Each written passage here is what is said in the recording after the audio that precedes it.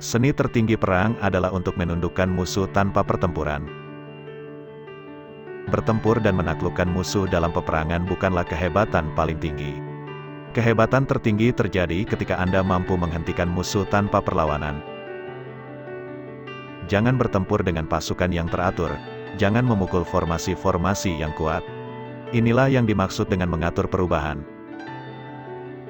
Jika Anda memahami langit, dan Anda memahami bumi, Anda akan membuat kemenangan Anda semakin lengkap. Lebih penting untuk mengalahkan pikiran musuhmu, daripada mengalahkannya secara fisik. Komandan yang hebat adalah dia yang murah hati dan tidak peduli dengan ketenaran.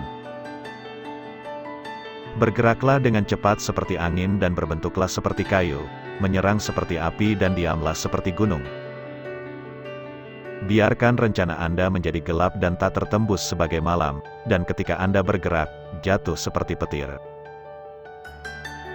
Jika Anda mengenal musuh dan mengenal diri Anda sendiri, Anda tidak perlu takut akan hasil dari ratusan pertempuran. Anda akan menang jika seluruh pasukan Anda di berbagai level memiliki semangat juang yang sama. Strategi tanpa taktik adalah jalan paling lambat menuju kemenangan. Taktik tanpa strategi adalah kebisingan sebelum kekalahan. Setiap orang dapat melihat taktik-taktik di mana saya mampu menaklukkan lawan. Tapi tidak semua orang dapat melihat strategi dari kemenangan yang saya perjuangkan. Kejarlah rancangan-rancangan strategis untuk membuat musuh takjub. Maka kau bisa merebut kota-kota musuh dan menggulingkan negaranya. Jika yakin perang akan menghasilkan kemenangan, Anda harus bertempur. Meskipun aturan melarangnya, jika perang tidak akan membawa kejayaan, janganlah bertempur, meski dalam tawaran kekuasaan. Sang jenderal adalah pelindung negara. Ketika sang pelindung utuh, tentu negaranya kuat. Kalau sang pelindung cacat, tentu negaranya lemah. Jenderal yang memenangi pertempuran membuat banyak perhitungan sebelum perang. Jenderal yang kalah hanya membuat sedikit perhitungan sebelumnya. Seorang jenderal yang bijaksana mencari titik lemah dari musuh. Kesempatan untuk menghindari kekalahan terletak di tangan diri Anda sendiri. Namun kesempatan untuk mengalahkan musuh, disediakan oleh musuh sendiri.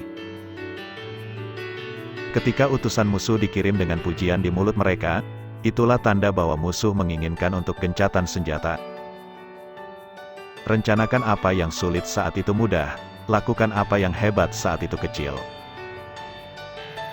Kemenangan biasanya hanyalah untuk para perwira dan prajurit yang terus berlatih. Jika musuhmu adalah orang dengan sifat koleris, buatlah mereka jengkel. Dia yang tahu dengan pasti kapan harus bertarung dan kapan tidak harus bertarung, dia akan menjadi pemenang. Tahanlah kekuatan musuh, paksa dia untuk menunjukkan siapa dirinya.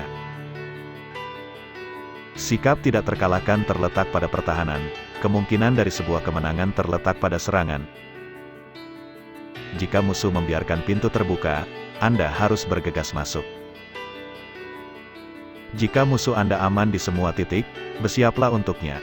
Jika dia dalam kekuatan yang superior, hindarilah dia. Jika lawan Anda marah, berusahalah untuk membuatnya kesal. Jika Anda jauh dari musuh, buat dia percaya bahwa Anda sudah dekat. Berpura-pura lemah, agar dia bisa menjadi sombong. Jika dia tenang, jangan istirahatkan dia. Jika pasukannya bersatu, pisahkan mereka. Jika berdaulat dan tunduk, berikan pemisahan di antara mereka, serang dia di mana dia tidak siap, muncul di mana Anda tidak diharapkan.